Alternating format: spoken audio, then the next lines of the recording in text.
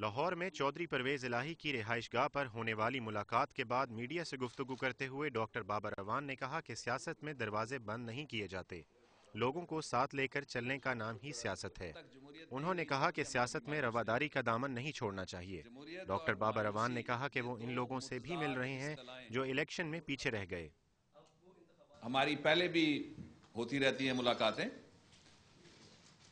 کچھ دن پہلے وہاں کیمرے نہیں تھے، لیکن میں چودھری شجاعت صاحب کے پاس میں نے چائے پی، اور ان ساری ملاقاتوں کا مقصد یہ ہے کہ پاکستان کے لوگوں کو پاکستان کے بارے میں، نظام کے بارے میں، جمہوریت کے بارے میں اور اس کے مستقبل کے بارے میں امید دلائی جائے۔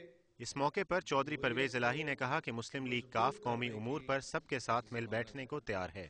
انہوں نے کہا کہ پاکستان کی تاریخ میں پہلی بار حزب اختلاف نے وزیر اعظم کو اعتماد کا ووٹ دیا۔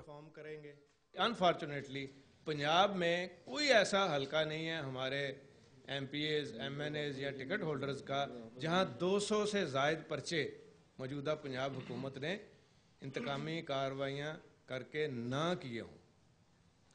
ان کا دھیان، ان کا فوکس، ان کی پرائورٹی جو ہے یہ انتقامی کارروائیاں ہیں، اور اسی لیے یہ بہتر پرفارم نہیں کر رہے پنجاب کی حکومت۔